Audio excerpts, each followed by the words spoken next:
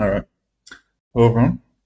So we're going to be seeking actively some trades on Nasdaq right now. So this isn't surprising. So as we just started the live, something I was looking to probably take is just playing out right now. So around 5 seconds left here. This might serve as an entry right now. 20 points. Big profit.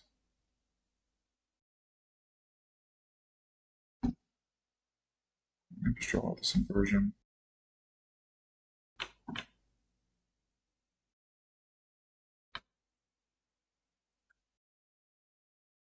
I'm not in this, but it was something that I was watching. 5 minutes. Minutes. So see, we drop down into this breaker, and then from there we respect the mean threshold and respect this gap here. After also touching into this, so that puts me more on a bullish side right now. My main concern is how overextended we are, but this may serve for a possible small move. Now, this is just like an idea that I have drawn right now. I'm not sure we're taking anything yet. Draw this out here. Okay, so let me really quickly go over what I'm basically trying to do is, okay, so just take this off, 4 hours. Okay, so we have this high here, which was London high.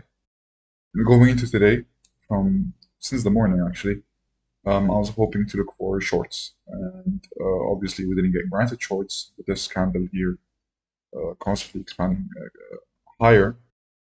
So it gave me the kind of expression that okay, we're probably going to be just distributing high for the entire day and maybe leave this RTH gap here open for another time. And then if you go on the hourly, we had the London high that I was talking about. As you can see, we breached into that. And what I was looking for initially on the 1 minute was actually a kind of evidence to bring us lower.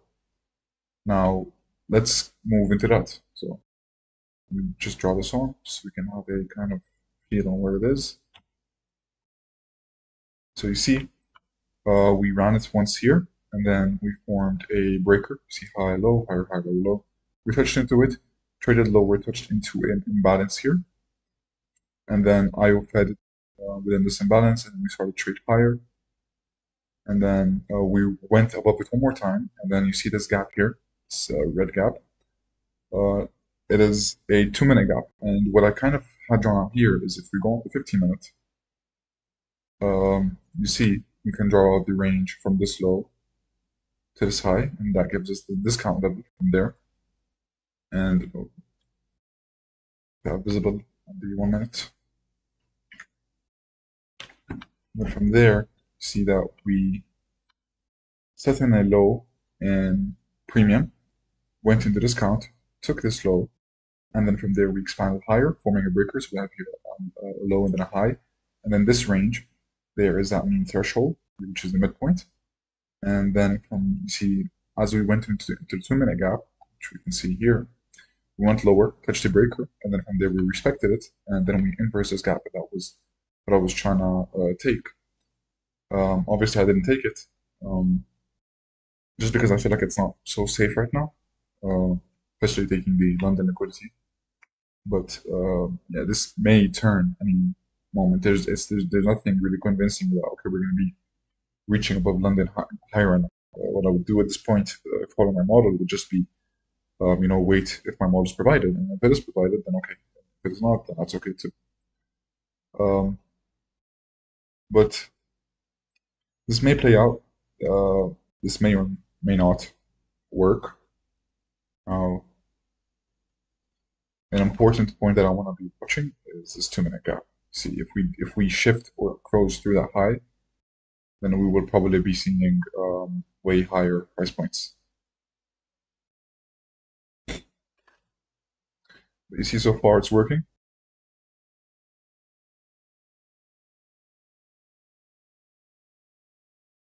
You would have entered on the close of that. There was 2 points. Would have been some drawdown for 4 minutes or 3 minutes, sorry. Then we reached up higher. I would personally go break even at these equal lows, or sorry, equal highs. And it may interest me to take a small position, maybe, but it is not my model. My model would have been taken down here, which would have been taken on a sweep. Would have been that. That would have been my model long, but obviously I was not looking for longs because we just had the return from the 2-minute gap. But yeah, it was kind of like a battle between this area here and Surrey here, and whichever held would hold. You know, I was saying that you can just watch and see what happens. It's been a while since I've streamed.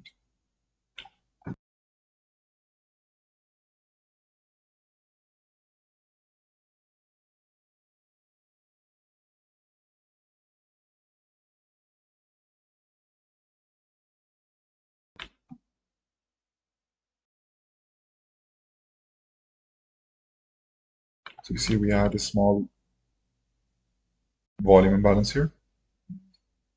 Versus running through that right now. It may interest me to see shorts now actually. If we reclaim this and then inverse this gap here, then that would be a very strong indicator for shorts. As we said, you know, from all the hard time frame things, this is just a very micro scale kind of trade. This is just going on 15-minute, looking for a pattern, and then you have a pattern, and then whatever you see price react higher off of it.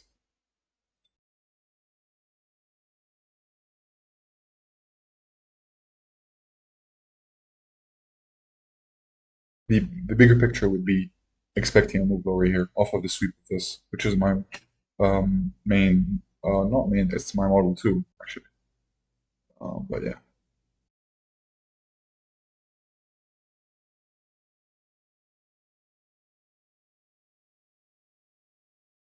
See, we break into that gap, and we reject higher. Let's see if that rejection will hold.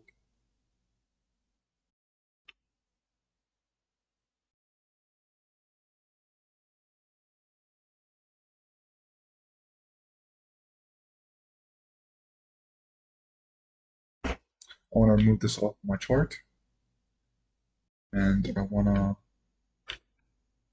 do 15-minute really quickly. Yeah, this sell side would be the low hanging fruit target, just there. The price that is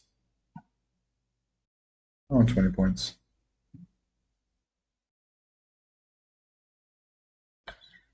Draw this one.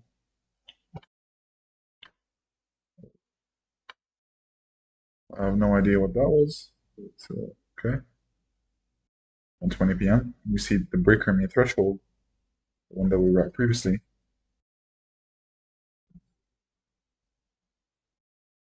Probably going to be close through. This here would have been perfect if you would have caught that. Again, it would have been extremely lucky, but that was the unexpected move. I'll draw this out as a fruit soup.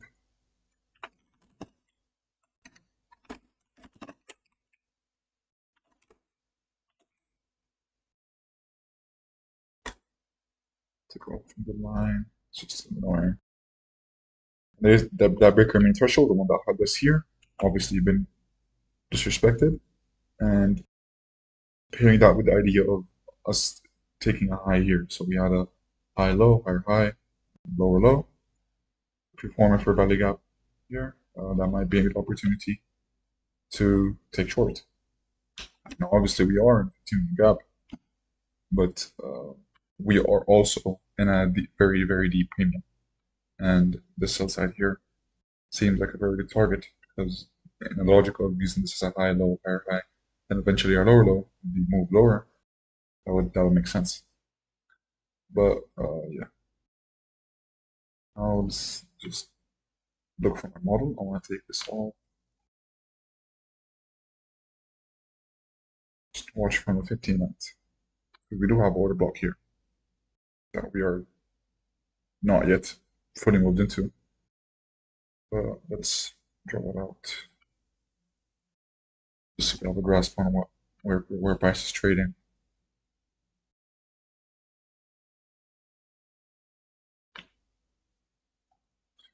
There's that fair value gap.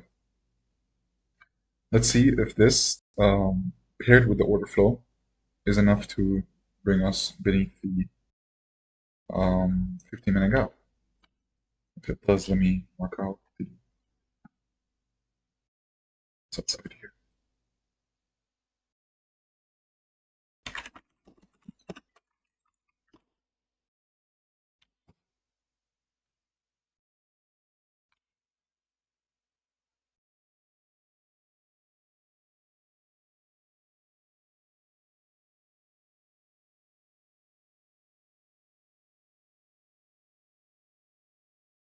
You see, it would just be unsafe to take a short here because of the fact of the 15-minute gap. But if that wasn't existent, if that was kind of a range where it was balanced, that would be perfect to go short. But right now, it is just not the best idea. So just wait. We get a CISD closing beneath this, and that may be a stronger, a more of a reason to go short. So my tool.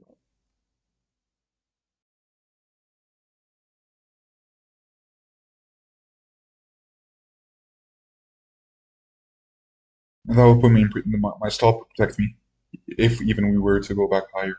And then, because honestly, if we are moving this 15-minute gap and then moving into a 1-minute gap, and then creating a bearish change in state of delivery, then that would not be telling me that this 15-minute gap is willing to be held, and that would obviously mean that we're going to start seeking lower targets.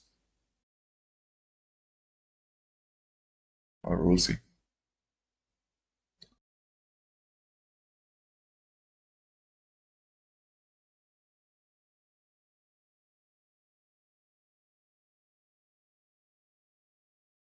Let's draw on the consequent encroachment of this gap here.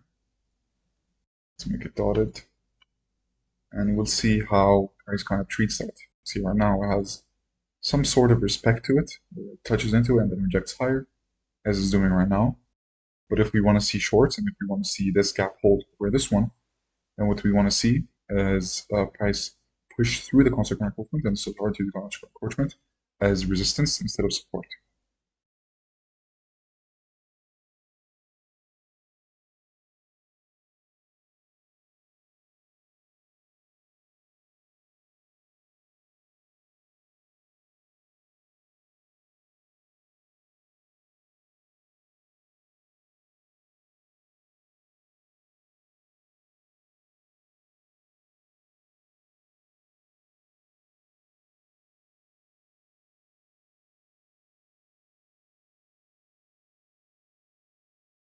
So in 4 minutes, we will be in the opening range of the PM hour, or sorry, the PM session, just from 1:30 to 2:30. Let's see, 1 hour window.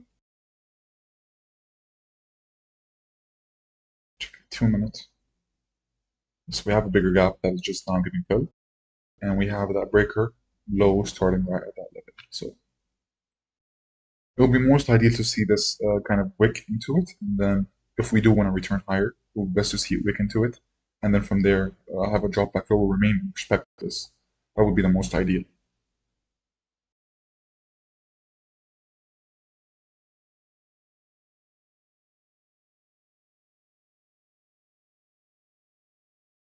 See, that does not constitute for bearish setup. See, instead of engulfing this move higher, we engulf this move lower, close above it. So now this here has the potential to be used as an order block, unless we start to see movement lower now, pushing into that breaker. It would also be nice if we saw a fair value gap form here, and then the next candle inverse it. That would give us a more high risk entry, obviously, but it will be more premium.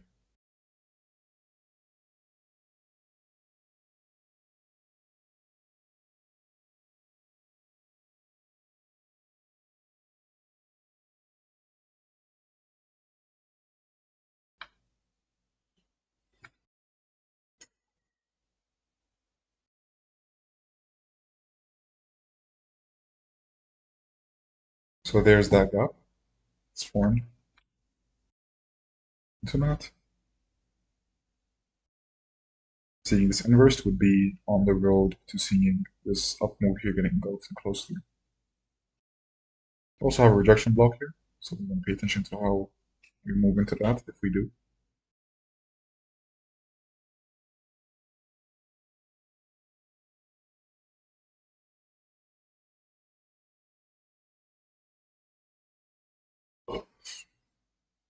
Right now, generally, what I'm doing is just waiting to see if this provides me my model. If it doesn't, then sure, we'll go short. If it does, or sorry, if it does, sure, we'll go short. If it doesn't, then what can we really do?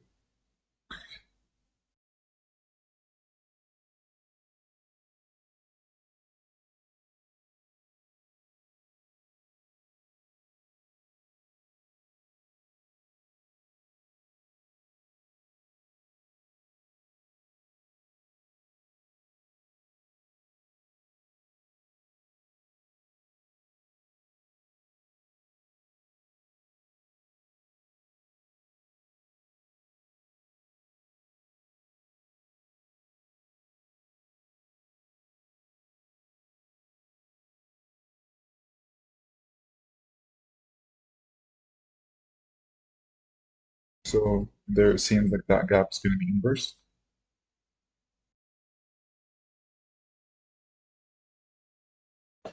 See if price can close beneath this candle here.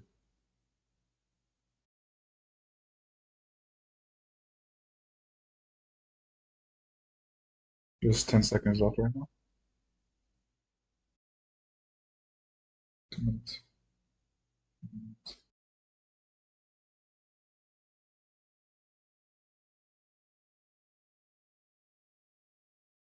So we inverse that and zoom in a little bit. Trading back into it. There is a possibility that we reclaim it.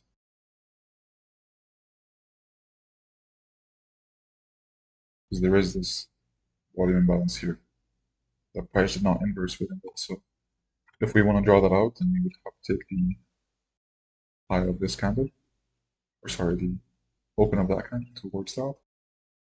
That is our fair value.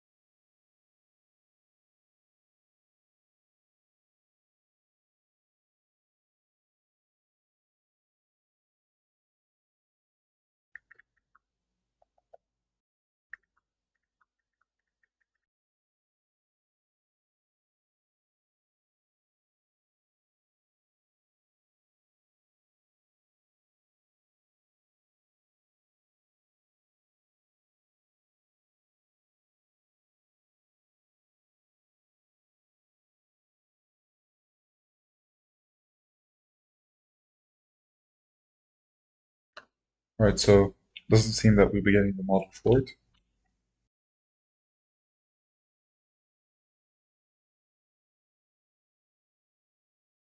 This whole day, it's just been like we've been forming potential setups, and then those setups just get denied, and then we begin trade higher from there. So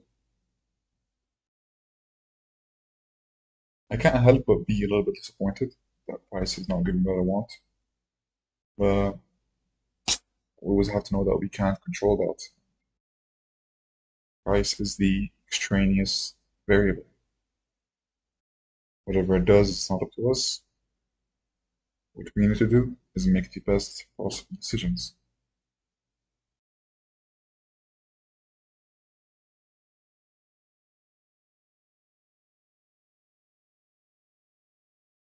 I'm gonna take this off now because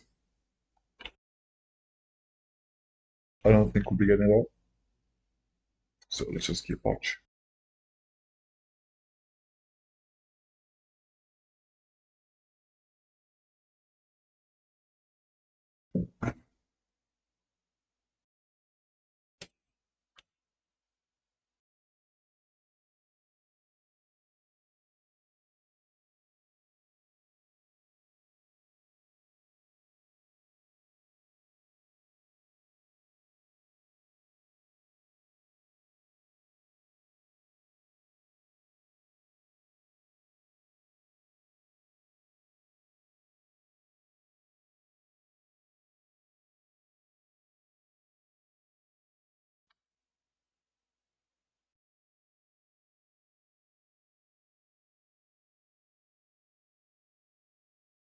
We have Fed Chair Powell testifying tomorrow, tuning into final GDP. On Thursday and Friday, we have core PCE price index. Bunch of news this week. Meantime, while we're waiting, uh,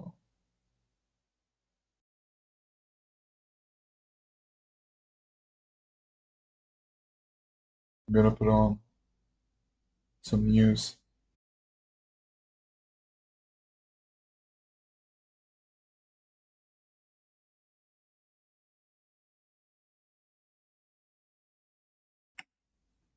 Just pull this up here.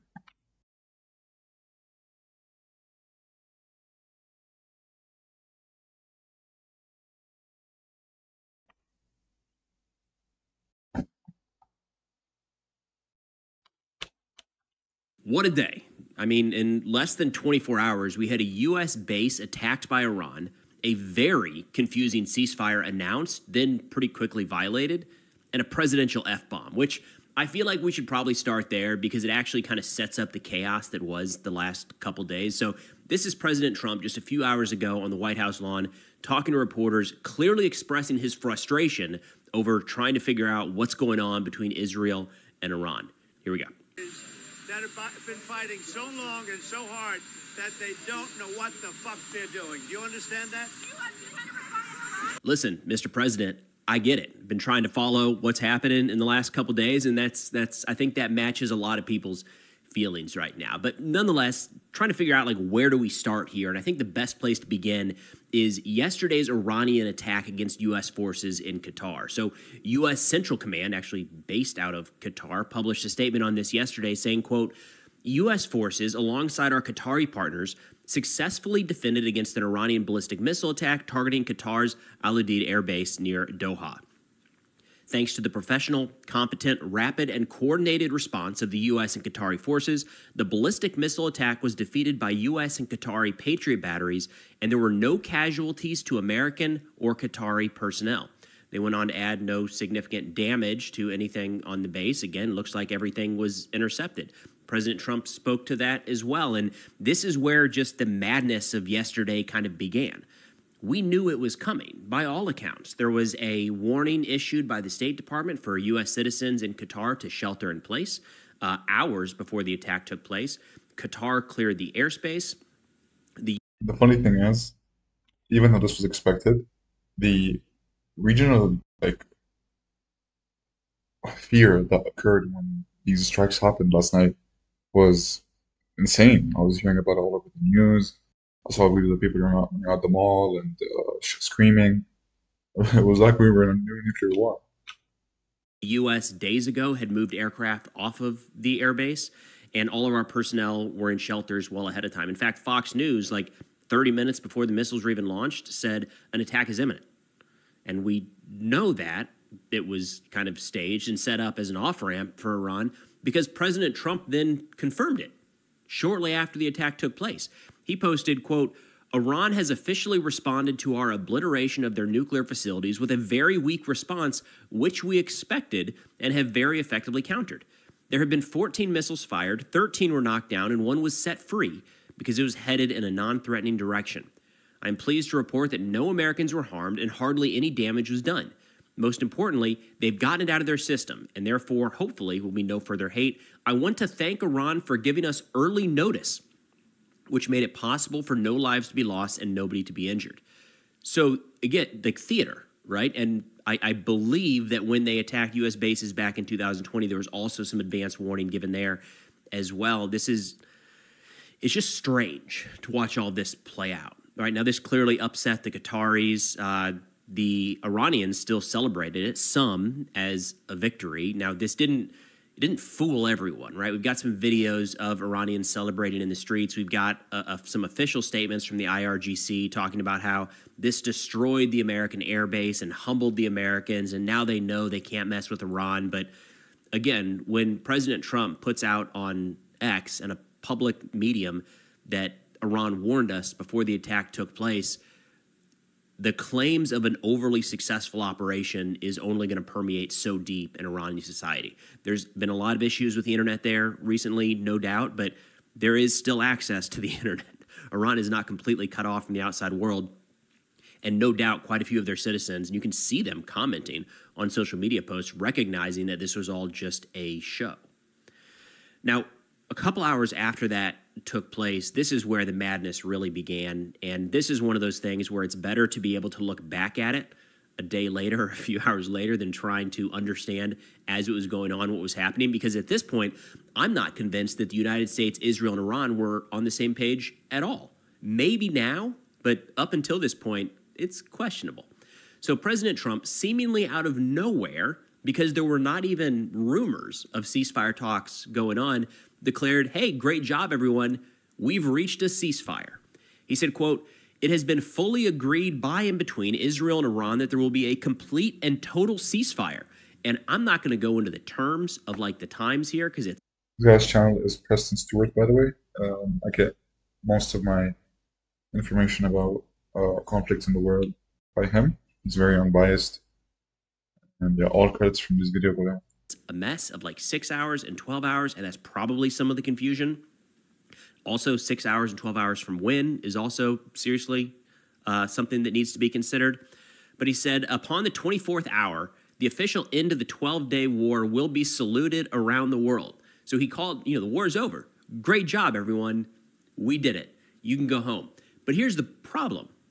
It was not clear that Iran or Israel even knew about this, let alone agreed to it. At the very least, President Trump front-ran everything here. So right out the gate, we had nothing from the Israeli government, nothing from any official Israeli sources, and the Iranian sources were saying, what are you talking about? There's no ceasefire. We're very much still in the fight. We have no reason to agree to a ceasefire, and we still have attacks planned against Israel. And that was all kind of unofficial statements. In Israel, their spokesperson declined to comment on the ceasefire. So there was a solid 2-hour stretch where I don't think this is a real thing. And I was publicly questioning, did President Trump just make this up and hope that the two sides agreed to it? It was looking more and more like that might have been the case. On top of that, we had the Iranian foreign minister come out and publicly say, as of now, there is no agreement on any ceasefire or cessation of military operations. Just really quickly, I want to drop in here for a quick second. You see the breaker that we had here, the high, low, higher, high, low, low, has been now violated by the 15-minute gap. And as you can see, we're very much in bullish order flow, especially with the soup here that has delivered towards the range high. I'm now expecting most likely this high, and then probably these equal highs here. So it's safe to say that probably won't be getting a setup tonight. And just finish off the video. And then from there, I'll be ending the stream. Pretty short stream, 30 minutes. But yeah. What we practiced tonight was following our model, waiting to see what price gives us. We see and we follow our foundation. We had our high time frame buys highlighted. We waited to see bearish reaction of the turtle soup. We didn't. That's okay. And we will look again tomorrow. However, provided that the Israeli regime stops its illegal aggression against our Iranian people no later than 4 a.m. Tehran time, we have no intention to continue our response afterwards. So kind of like a ceasefire not called a ceasefire. Like if you guys stop, we'll stop kind of thing. So, but... There was no response from the Israeli regime on this. And then I think at 6 a.m. Tehran time, there was 6 waves of missiles on the Israeli. I think it was just north of the capital. I'm not sure what the name was. It was something like Bir Shaba or something. But there was lots of missiles there, and fortunately, there was 6 civilian casualties.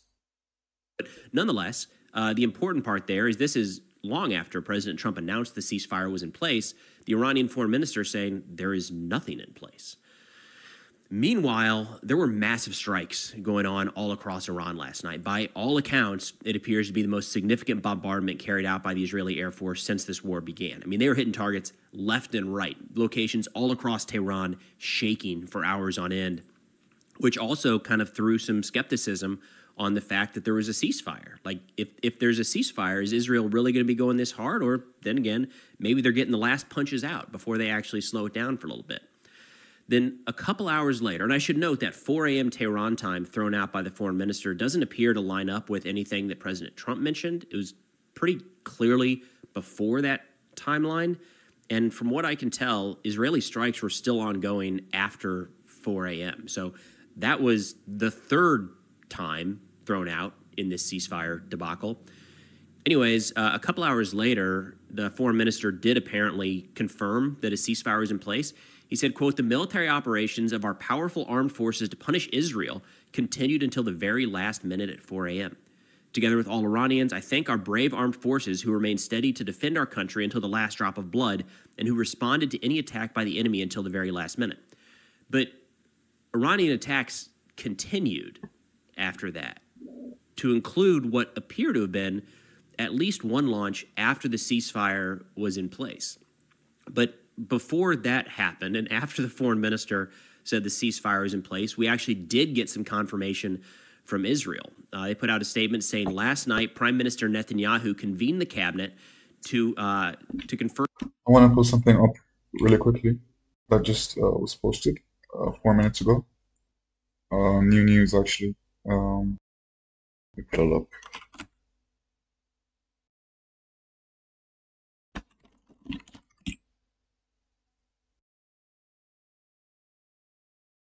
Here it is. The Israeli Home Front Command lifted all security restrictions Tuesday, signaling return to home life. So apparently, the ceasefire, as we just saw from the video, was placed in by Iran after the last minute, which was in 4 a.m. Tehran time. And then from there, we had the last femicide. But I'm not sure if Israel will be able to just take the 6 waves of missiles that caused 6 civilian casualties. Hello, Leon. How are you doing? My trade ideas for running the London high did not work. I was looking for this breaker here to hold against this 15-minute gap. That didn't happen. I was hoping that we would get a CISD beneath this run higher. And from there, we're going to trade lower. That didn't happen. And we remain in bullish order flow. And then we just delivered to the equal highs that we spoke about when we were around 1:40 p.m. They broke the ceasefire at the first minute. Well, no. What they planned to do was, obviously, we had no sweep though. What do you mean we had no sweep? We did have sweep. London high. After the London high sweep, we had this fair value gap form here, and then from there we had another breaker. That's my model. That's my model 1. My model 1 would be taking this short here. I waited for my model 2 because there was less risk because of this 15-minute gap here. I didn't like it running into the 15-minute gap and then creating the turtle soup, because what if it just had pushed through the high? So I waited to see if the breaker would hold against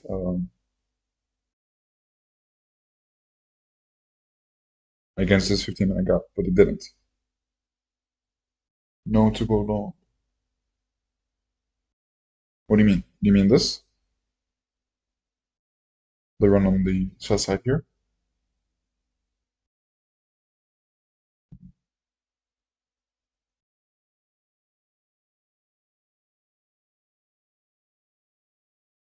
I'm not sure what you mean, but I wasn't trying to go long today at all. My entire focus today was on shorts. I actually had multiple shorts fail, but I didn't take them because my model didn't appear, and that's what I like so much about my model, is that it tends to save me also like false moves that it would look like a shift on the lower time frame, but it would be a retracement on the higher time frame. On 5 minutes happened 3 times today. Here, once we took the London high initially, we retraced, and you can get caught up in these two candles here, seeing the 1 minute fair gaps and the 1 minute big candle drop lower. And another time here, once we spent some more time with it, the London high, we saw this turtle swoop happen here, and then I think in the morning, here as well. See, we took this high here, and then from there, we dropped lower. You can get caught up in there, but I was still not so sure about taking anything here because of how choppy it was, and also we didn't get my models. Hopefully that we'd run this high, and then from there we drop lower, but we didn't run the high and just tried to shift through it. Why not? Why I wasn't looking for longs? Well, if we look on a daily, we had just moved into this bearish fair value gap, and also we're very, very overextended, and we have this RTH gap from 2020 from 22075.25 until 2286.25, and from there we haven't even filled the halfway point. So I was hoping that we would fill the halfway point, possibly touch into this gap, and then maybe move into this wick here, because this is a low high, lower low. We have a higher high, so this is the wick up breaker. And I was expecting that price would manipulate first before taking London high, but we didn't get that. And since we were extended, it was just it just felt unsafe for me to take any longs. So I was just mainly looking to short today, but none of the shorts ended up following through. So yeah. Anyway, let's continue what I was saying about what happened yesterday. They didn't break the ceasefire at the first minute. The ceasefire was supposed to happen at 4 a.m. Tehran time. What it wasn't actually the ceasefire that Trump was talking about. The ceasefire that Trump was mentioning wasn't official. I don't know if he made it up, or I don't know if he said it and hoped that they would listen to it. But there was no officials that agreed with the ceasefire, not from the Israeli side, not from the Iranian side. But Iran did. The foreign minister of Iran, he came out and he started saying that if he would give Israel time until 4 a.m. Iranian time to stop the missile strikes, and then from there, whatever happens with Iran's planned strikes, he wouldn't follow through with them if Israel would agree to stop bombing before 4 a.m. Iran time. Sorry, that was a bit complicated, but you know what I'm trying to say. Yeah, I saw it wasn't official, but he said they agreed. Yeah, I'm pretty sure he was just lying.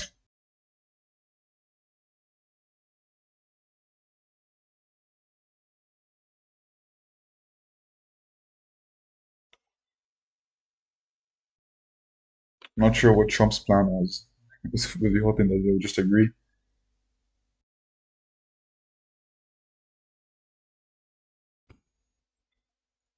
Let's continue the video. Confirmed that Israel had achieved all of the objectives. Did you want to catch a top? Well, not necessarily the top. I was hoping that we'd manipulate and then trade to the top. But once that didn't happen, I was placing the scenario where we take liquidity and then start to fill inefficiencies that were unable to be filled during the morning session. Why would he lie? To be fair, lots of reasons. Possibly after the attack on Qatar's military bases, he could have used that situation to kind of tell Iran, okay, you've had your fun. Now it's time to stop. Now it's time. It's enough. There's you had your fun with whatever happened in Qatar, and now we want to stop the war, mainly because it's bad for business. And obviously they didn't agree. Trump is kind of forcing it on them. Even though that the strikes on Qatar were planned beforehand, they were kind of as a off-ramp for Iran. I don't know. The leader of Iran is a bit complicated.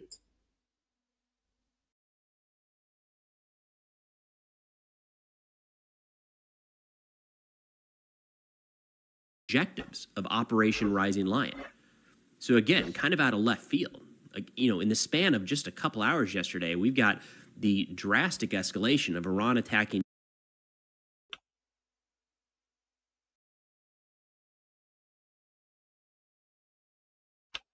U.S. bases, maybe pulling the United States into this conflict.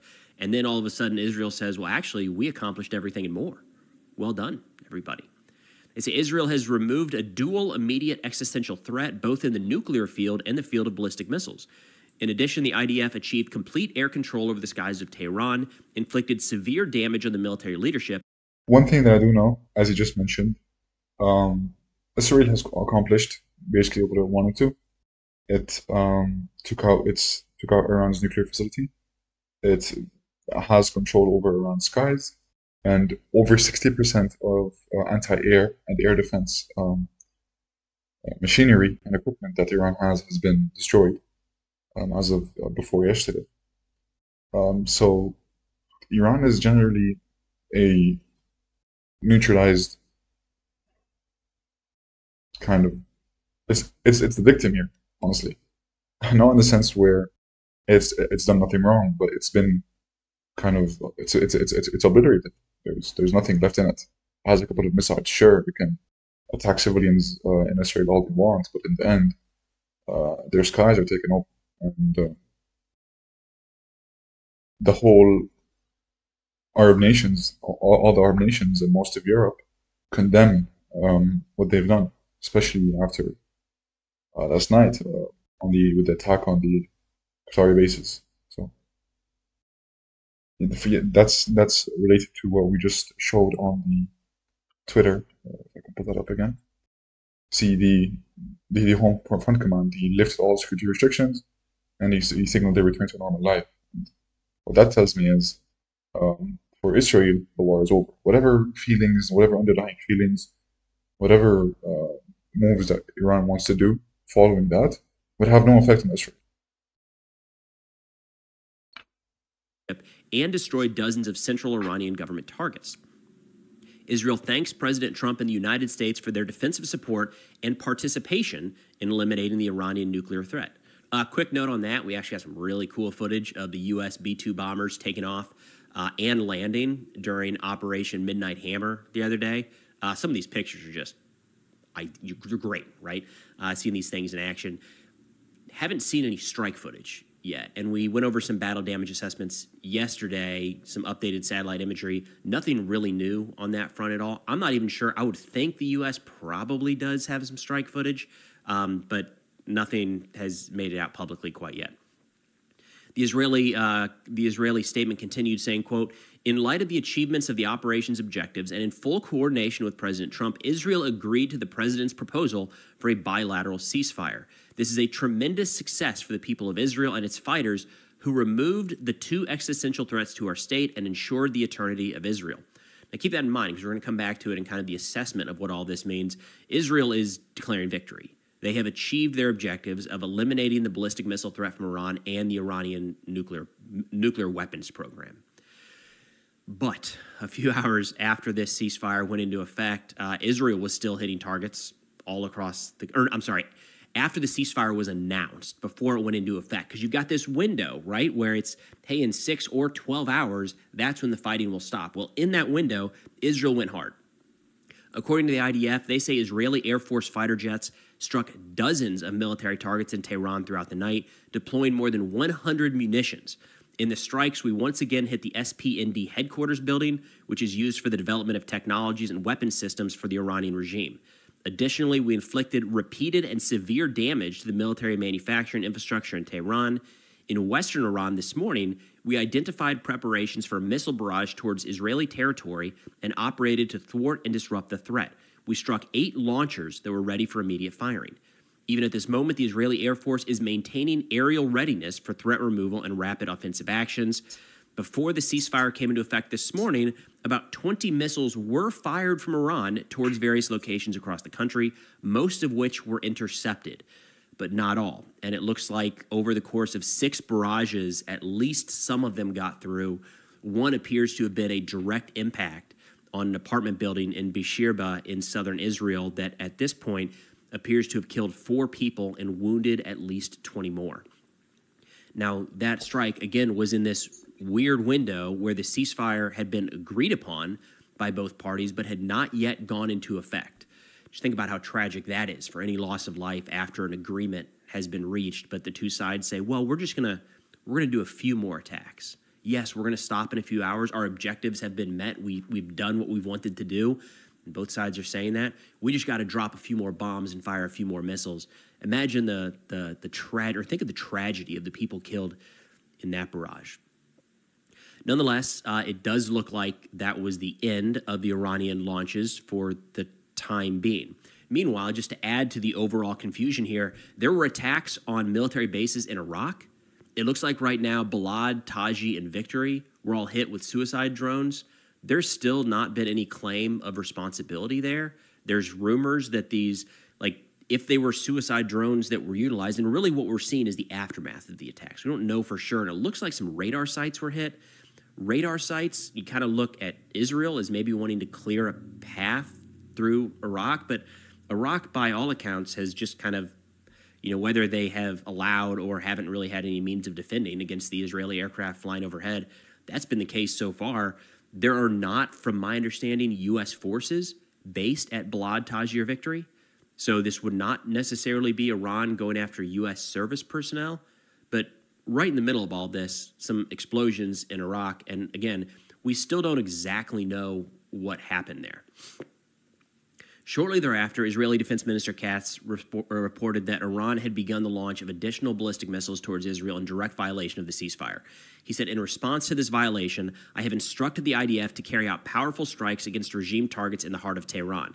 And this is when Trump just started to kind of veer, posting left and right, saying things like, do not bomb Iran. If you bomb, it'll be a serious violation of the ceasefire. Bring the pilots back now. And this is about the time where President Trump was answering questions prior to boarding, I think, a helicopter outside of the White House. And he was saying, I'm frustrated with both. They've both been in violation. Both Israel and Iran are not doing what I thought they should do. They're not adhering to the... This was after after the wave, which was just before the ceasefire went into action. This was the bombs that were dropped after the fact of the ceasefire. Terms of the ceasefire, and clearly frustrated. And that's when we get the presidential F-bomb. That they don't know what the fuck they're doing. It looks like during this window that Israel did go ahead with the attack or unattack. Manny Fabian at the Times of Israel reported that the Israeli Air Force carried out a small strike against an Iranian radar north of Tehran a short while ago. The strike comes in response to Iran's launch of 2 ballistic missiles at Israel after the start of the ceasefire this morning. And we have footage and confirmation from inside of Iran that something went boom.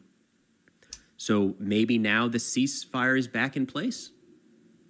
We'll see. It's a lot in a short period of time. So it's worth talking about what all of this means and what to expect going forward. First off, be very cautious as to whether or not this actually holds. My gut says that this ceasefire was somewhat top-down imposed. Based off of how President Trump is responding today and kind of his blow-ups in the media, quite frankly, it seems like he really, really, really wanted this ceasefire to go into effect. I'm not so sure that Iran and Israel have the same zeal of making sure this sticks. Yeah, that answers your question, Leon, if you're still watching. The ceasefire that Trump initially came on, tweeted about, like he said, it was most likely imposed, wasn't really agreed on by the officials officially. That's why they were so quick to violate it.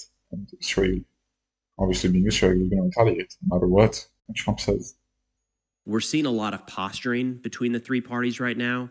Again, Israel, as mentioned previously in the video, is saying that, hey, all of our objectives were met. We did everything we wanted to, so that's that. Iran, for their part, is saying that Israel was forced into the deal, that Israel went to the United States and begged for it. The storyline that they're kind of telling across Iranian media is Israel was not able to carry out the scope of the operation that they wanted, so they had to go to the United States and ask the U.S. to bomb the nuclear facilities, at which point the U.S. was on the receiving end of Iranian missiles, and the U.S. and Israel said, enough's enough, guys. We don't want to do this anymore. Let's find a way to stop the fighting. So, where do you think this will go?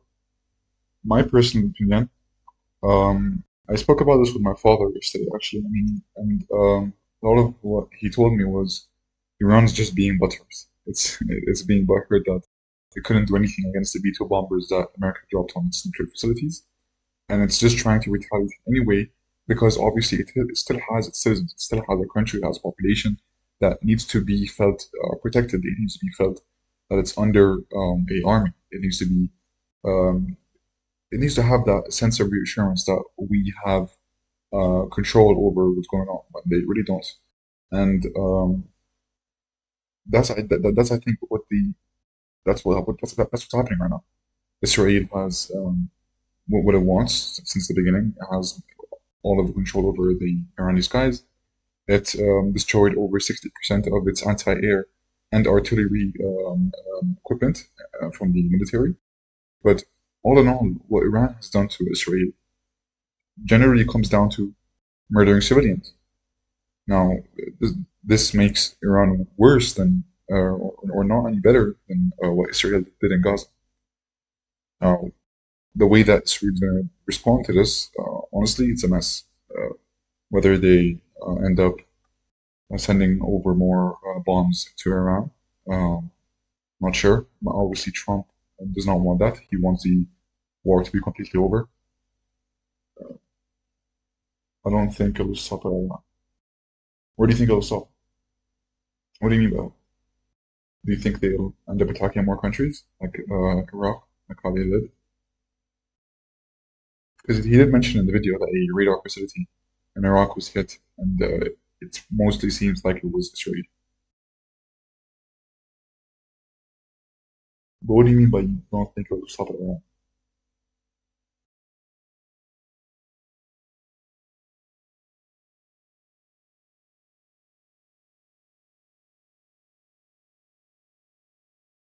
One thing that you need to keep in mind is Israel potentially invading other countries is very unlikely. First of all, their population is how much?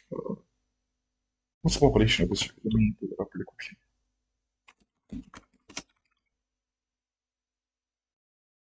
Yeah, just under 10 million. The population of Israel is just under 10 million. So it's very unlikely that they're going to want to branch out and possibly. I know that you mentioned to me that they might eventually go over to Syria and Lebanon and Serbia, but unless the population jumps 10 times, then that's not very likely. Um, the Middle East. I'm still not sure what you mean. Do you think that there will be more conflict in the region?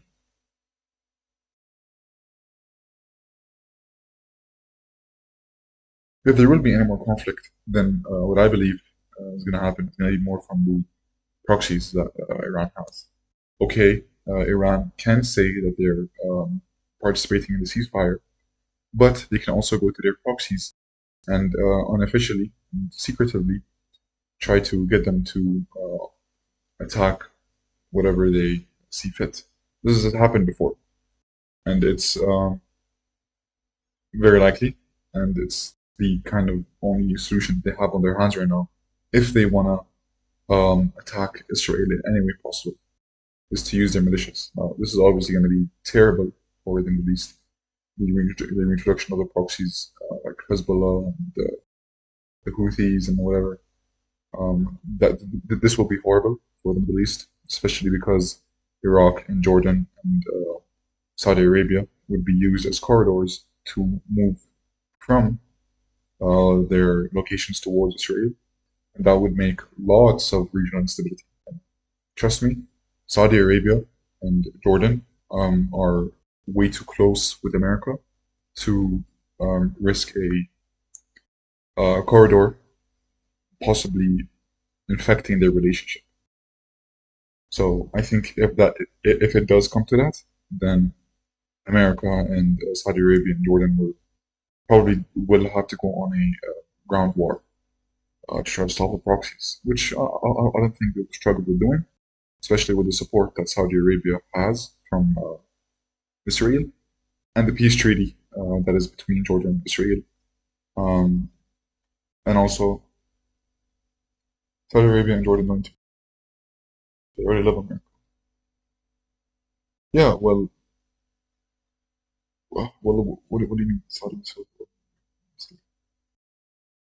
Okay, then what are you trying to say? Are you saying that Israel will try to branch out into invading other countries in the region?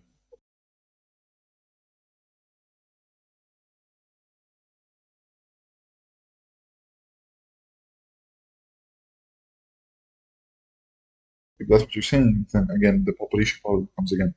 These countries, like Lebanon and Syria and Serbia, like how you mentioned to me before, these countries have pretty big populations, and it's not like they have anything to lose. When you want to draft for an army, you go to you go to Lebanon or you go to Syria, you'll have 14-year-old kids lining up to go and fight.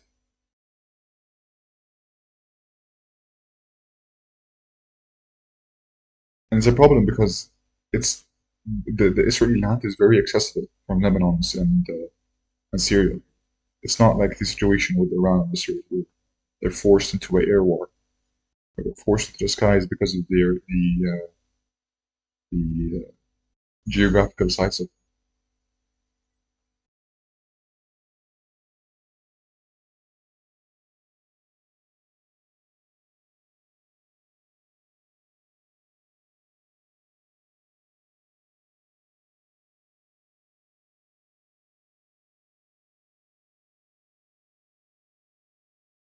And what I meant by mentioning Saudi Arabia and Jordan is that the biggest risk that they have is being used as corridors for the proxies that will bring them to a war that will cause instability in the region more than we need, way more than the instability that's happening right now between Israel and Iran.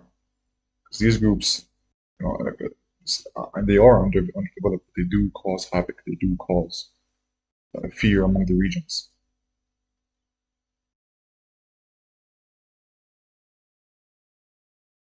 And those proxies are still very accessible to Iran, even if they agree to a ceasefire.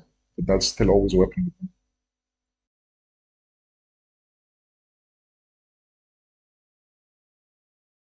Iran claiming victory, and we saw the celebrations in the streets from some folks. Israel claiming victory. And then in the United States, the White House spokesperson, Caroline Leavitt, put out a statement yesterday that said, quote, President Trump has accomplished what no other president in history could ever imagine, the obliteration of the Iranian regime's nuclear program and an unprecedented ceasefire between Israel and Iran. Again, the ceasefire, we'll wait to see if this actually sticks. I have a lot of questions about the obliteration of the Iranian nuclear program. I just don't feel like we're there. Again, maybe the assessment is complete and it's not been made public, but it just doesn't seem quite yet like that is actually the case. There's a couple things to point to here. First off, we've got Iranian leadership constantly saying publicly, like, we are going to rebuild the nuclear program. The head of the Iranian Atomic Energy Organization said, quote, we have taken the necessary steps and are now at the stage of assessing the damage of the affected sites. We had a rehabilitation plan prepared in advance and have put together a plan to ensure the continued production in the Iranian nuclear industry and the ongoing provision of services in the field. We also have reports that Iran is planning to, we'll see if this carries out, withdraw from the Nuclear Non-Proliferation Treaty. It's not clear if they're going to allow IAEA inspectors back in at any point to any of these facilities. And again, a lot of officials in Iran are saying, we are going to rebuild. We're going to continue the nuclear program. On top of that, and kind of flying under the radar right now, is it does still appear that a fair amount of highly enriched uranium is not accounted for. So that 60% that Iran a few days ago said we moved out of these facilities, the IAEA said, yeah, it looks like they moved it out of the facilities. And some anonymous sources from Israel and the United States being reported in recent articles saying we don't exactly know where that stuff is. That seems like a big an issue. That's an issue, to be blunt, right? So there's a lot of questions around the nuclear program. My gut says that it's a little premature to say the entire Iranian nuclear program has been obliterated and is can no longer be rebuilt. I feel like that's not quite the case. And to that note, I did want to point you all, for anyone interested in more details on the nuclear program, there was a great podcast put out, I think just came out yesterday or within the last couple of days, that I'll link in the description below, from the Iran breakdown. Now, this is put together by FDD, which is a very hawkish organization, and wants the complete dismantlement of the Iranian nuclear program. So know what you're getting into when you listen to it. Still, I think in this case, certainly a lot of very, very valuable. Well, that's that.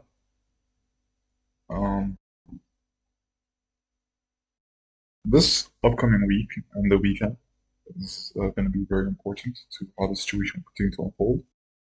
As for price, I think that any potential for setups forming in my favor is out of play, and that means I'm going to be ending this live now.